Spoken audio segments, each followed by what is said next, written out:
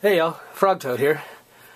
Well, you know, if you've been watching my channel for any length of time, you'll know that, you know, messing with projects and stuff is kind of, you know, something I do a lot of.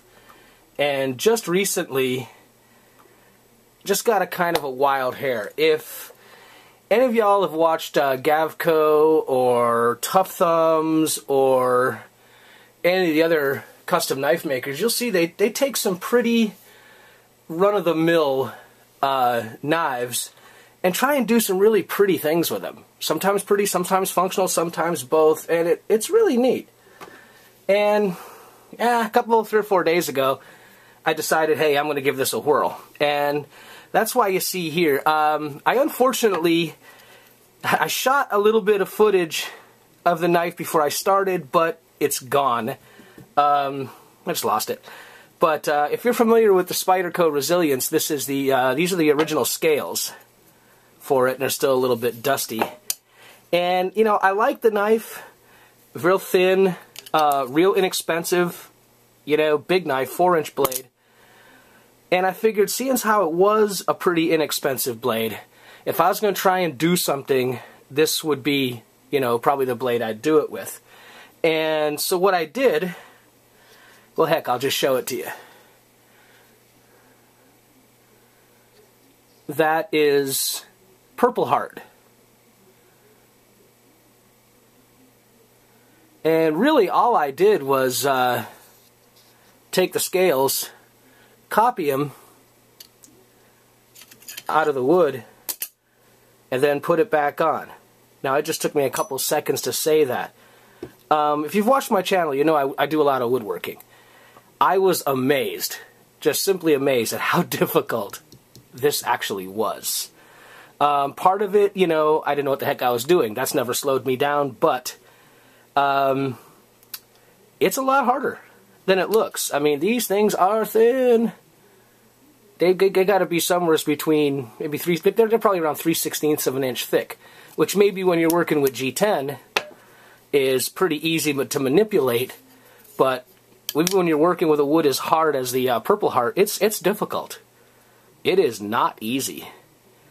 And getting all the little steps and everything right for the different fasteners to work was a lot harder than it looked. And I gotta say, part of it was the fact that it was this knife.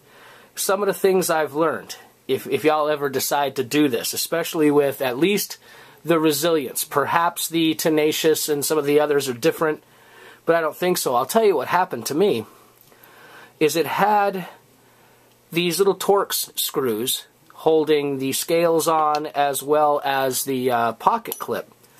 And I've got a pretty decent selection of tools. So I got them out, and 1.5 millimeters was too small, 2 millimeter was too big. So, you know, I called Spyderco and did the, hey, you know, what's the deal? And they basically told me it's made in China, they use these weird sizes. Okay, well, I knew I was going to bugger some of them up, getting them out. So I asked Spyderco, can I buy, you know, a couple of extra screws and whatnot? And they said no. Their attitude was, if you alter the knife, that their warranty no longer covers the knife, and they don't encourage you to do any modifications of the knife.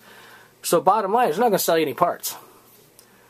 So I was stuck with, I ended up actually ruining several of the screws that hold the scales on. And of course, in the spacers in here, and you can see they're a little bit different in width, these spacers were of course threaded for those screws that I'd messed up. Remember, the ones that, you know, don't have any size to them. So I ended up actually having to tap out each one of the little spacers to some 2 millimeter screws. That's why they're the Phillips head instead of Torx. My local hardware store just didn't have these in Torx, and you know, for this knife, it works just fine. So if you decide to do this, it's cool. I mean, if you like the style of knife, it sure does change the attitude. I found that look to be, well, it's tactical, no doubt about it. Very, very cool, tactical, if you will, but, you know, I wanted something a little more traditional, and it actually fits my hand better. These knives are extremely thin, which I like for the, you know, for the obvious, for the lightness and for carrying, but it's just a better handful of knife here. And once I figured out, you know, how it all went, it wasn't really that bad. I was able to reuse all the parts except for these 6 screws. And I'm having a little blade centering problems. I'm still working with that. But this is the first time I've ever attempted something like this. And it's definitely, you know, it's your fault, Gavkoo. You know, because I've been watching you do this kind of stuff for so long, and Tuffthumbs same way. I just wanted to see if I could do it.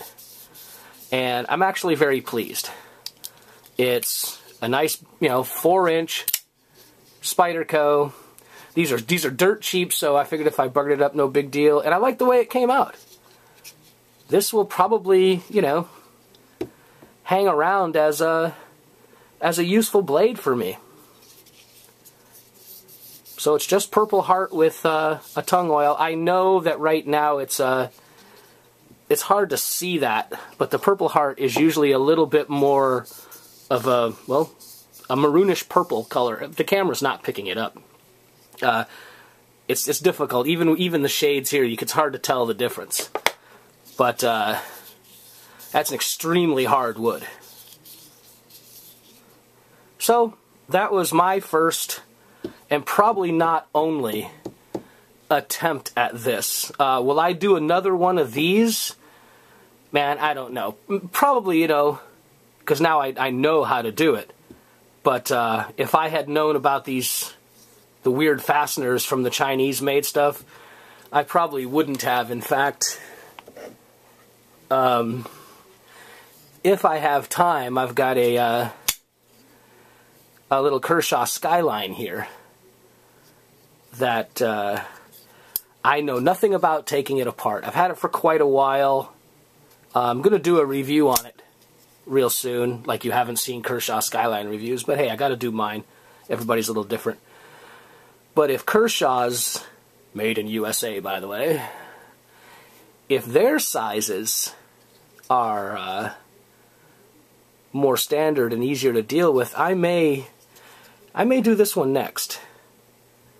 I've got some pretty neat wood laying around that would probably jazz that right up.